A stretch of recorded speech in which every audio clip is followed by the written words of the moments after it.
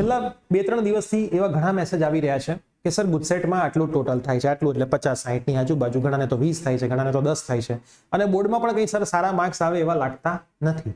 તો શું સર મારે આખું વર્ષ માટે ડ્રોપ લેવો જોઈએ? એન્જિનિયરિંગ ફિલ્ડ એ ગ્રુપની વાત થઈ રહી છે, બી ગ્રુપની હું હાલ કોઈ વાત કરી રહ્યો નથી. તો આજના વિડીયોની અંદર હું તમને આની ડિટેલમાં માહિતી આપવાનો છું. તો યસ દોસ્તો, મારું નામ છે પ્રિયેશ પટેલ. આપ સર્વેનું ખૂબ ખૂબ હાર્દિક સ્વાગત છે પ્રિય સર વિદ્યાપીઠ પ્લેટફોર્મની ઉપર. એન્જિનિયરિંગની અંદર કદાચ ટોટલ સીટ્સ આપણે કાઉન્ટ કરીએ ને તો 60 to 70,000 છે, અને કદાચ આ વર્ષે થોડી ઇન્ક્રીઝ બી થશે. અને નંબર ઓફ સ્ટુડન્ટ્સ તમે જોશો તો બહુ જ ઓછા, 35,000ની આજુબાજુ. મતલબ એક વિદ્યાર્થીને 2 સીટ્સ મળે એવી છે. તમે કહેશો સર તમારી બધી જ વાત બરાબર, પરંતુ સારી કોલેજ તો નહીં મળે ને. હવે તમે થોડીક વાર માટે, અત્યારે કેવું છે કે રિઝલ્ટમાં માર્ક ઓછા આવે છે, ઘરના બધા બોલતા હશે, એટલે એક આગ લાગેલી છે. એટલે કદાચ તમે આ ડિસિઝન લઈ રહ્યા છો કે હું આખું વર્ષ ડ્રોપ કરી જોરદાર વાળી મહેનત કરીશ. બરાબર, આગ લાગે એટલે લોકોને એવું જ હોય કે હું આખી દુનિયા બદલી નાખીશ. બરાબર, જ્યારે આપણે નવું જીમ જોઈન કરીએ 12th પછી, પહેલા દિવસે 5 વાગ્યાનું એલાર્મ મૂક્યું ને 5 નહીં 4:30 ઉઠી ગયા હોઈએ. બીજા દિવસે 4:45, ત્રીજા દિવસે 5 વાગે, ચોથા દિવસે 5:15, પાંચમા દિવસે 5:30, છઠ્ઠા દિવસે કદાચ આપણે જીમ જવાનું બંધ કરી દઈએ. બધું દુખાય છે, શરીર બહુ દુખાય છે, મારાથી આ ના થાય. મતલબ જોશ જ્યારે હોય ને ત્યારે તો 2-3 દિવસ આપણે જોરદાર કરીએ, અને અત્યારે ઓછા માર્ક આવ્યા હશે ને બધા સંભળાવતા હશે એટલે કદાચ આપણે આવા વર્ડ બોલતા હશું, હું દેખાડી દઈશ, ડ્રોપ લઈ લઈશ, શું ફરક પડી જાય છે, પેલાના છોકરાએ ડ્રોપ લીધો હતો. પણ તમે શાંતિથી બેસીને વિચારો કે ડ્રોપ લીધા પછી શું તમે આવતા વર્ષે કંઈક સારું કરી શકશો? પહેલો ક્વેશ્ચન તમે તમારી જાતને પૂછો.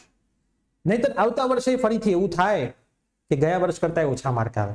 3 દિવસ પહેલા એક વિદ્યાર્થીનો ફોન હતો કે સાહેબ ગયા વર્ષે તો ગુજસેટમાં 62 થતા હતા, ગુજસેટના પરીક્ષાની સાંજે જ હતો આઈ થિંક, અને સર આ વર્ષે તો 26 જ થાય છે. વિચાર કરો, ડ્રોપ લીધો ગુજસેટ માટે અને 65ના 26 જ થાય છે, તો શું સર મારા ગયા વર્ષના માર્ક કાઉન્ટ થશે? વિચાર કરો, જાતે કરીને પગ પર કુહાડી મારી આખું વર્ષ તૈયારી કરી નહીં કરી ખબર નથી, પણ 65ના 26 થઈ ગયા. આખું વર્ષ તૈયારી કરો તો માર્ક વધવાની જગ્યાએ ઘટવાના ચાન્સીસ સૌથી વધારે હોય છે. આ મારું પોતાનો પર્સનલ એક્સપિરિયન્સ છે. મારા બધા વિદ્યાર્થીઓને હું જોતો હોઉં છું જે લોકો ડ્રોપ લઈને ખેલતા હોય છે, એમાંથી 10% જેવા વિદ્યાર્થીઓ છે જે બહુ સિરિયસનેસ સાથે આખું વર્ષ મહેનત કરતા હોય છે. બાકી બધા મોજ મસ્તીમાં જીવતા હોય છે. પછી આગલા દિવસે એક મેરેથોન જોવે અને એમ કે સાહેબ મારા માર્ક ના આવ્યા. એક મેરેથોનમાં તો જો બધા વિદ્યાર્થીઓના માર્ક આવી જાય ને તો કોઈ આખું વર્ષ મહેનત જ ના કરે, છેલ્લા દિવસે આપણી મેરેથોન જ જોઈ લે. એટલે હાલ જોશમાં હોશ ખોવાનો સમય નથી. હવે તમે એમ કહો કે સાહેબ મારે મારી જાતને અજમાવવી છે, તો હું શું કરું? તમારે જો તમારી જાતને અજમાવવી હોય ને કે આખું વર્ષ તમે મહેનત કરી શકશો કે નહીં, તો એના માટેનો એક સરસ મજાનો ઓપ્શન છે ઇમ્પ્રુવમેન્ટ એક્ઝામ. 2 મહિના તૈયારી કરો, ઇમ્પ્રુવમેન્ટમાં માર્ક ઇમ્પ્રુવ થાય છે કે નહીં જોઈ લો. જો થશે તો તમે કદાચ આવનારા 8 મહિના મહેનત કરી શકવા માટે સક્ષમ છો, પણ તમારાથી નહીં થાય તો સમજી લો કે ભાઈ જે માર્ક છે એમાં એડમિશન લઈ લો. મેં તમને એક ઓપ્શન આપ્યો. ઇમ્પ્રુવમેન્ટ એક્ઝામથી માર્ક ઇમ્પ્રુવ થશે તો જે હાલની પરિસ્થિતિમાં કોલેજ મળે છે એના કરતાં તો થોડીક સારી મળશે. એની તૈયારી કરવી હોય તો અમારી સાથે તમે જોડાઈ શકો છો. ઓનલાઈન ઓફલાઈન બેચ ચાલુ થઈ ગઈ છે. વધારે માહિતી માટે વિડીયો અવેલેબલ છે, ડિસ્ક્રિપ્શનમાં વિડીયો છે, જોઈ લો.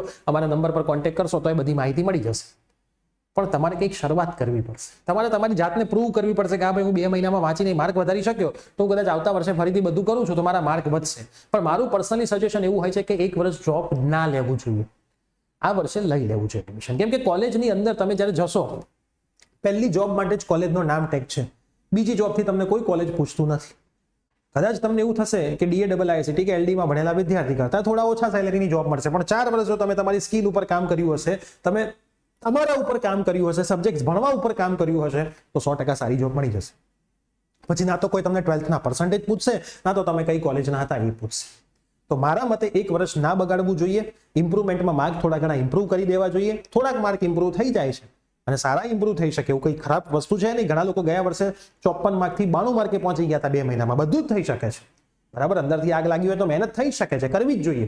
તો એ ઇમ્પ્રુવમેન્ટના આધારે તમે સારી કોલેજમાં તો મળી જશે આ જ વર્ષે, ભલે ગુજસેટમાં થોડાક ઓછા માર્ક આવે છે તો થોડું સ્માર્ટલી ડિસિઝન લો. લાંબા ગોલ ના રાખો. હાલ શોર્ટ ટર્મ ગોલમાં તમે કામ કરવાનું વિચારો. જો એ થાય છે તો પછી તમે આગળ વિચારી શકો. આઈ હોપ હવે તમારો એ ડાઉટ નહીં રહે કે ઓછા માર્ક થાય છે તો હું ડ્રોપ લઈ લઉં, આ કરી નાખું, ફલાણું કરી નાખું. અત્યારે તો બધું દેશ બદલવાની વાતો જ ચાલતી હશે ઘરમાં, પણ અઠવાડિયા પછી ખબર પડી જશે કે મારાથી ઘરમાં એક વસ્તુ નથી બદલાતી, હું શું દેશ બદલી શકીશ? સૌથી પહેલા તમે તમારી અંદર જાતને જુઓ, અંતર આત્માને પૂછો કે હું કરી શકવા માટે સક્ષમ છું.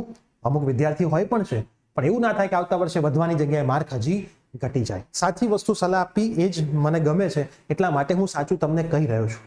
કેટલું એક્સેપ્ટ કરવું એ તમારી ઉપર છે, કેમ કે ફ્યુચર તમારે બનાવવાનું છે. આ વિડીયો તમારા તમામ ફ્રેન્ડ્સને શેર કરી દો અને તકલીફ છે હજી કે શું કરું, ડ્રોપ લઉં, આ કરું તે કરું, એમને પણ થોડું માર્ગદર્શન મળી જાય. ચેનલ પર બનેલા રહેજો. મળીએ છીએ આવી જ કોઈ નવી અપડેટ સાથે. Bye, take care.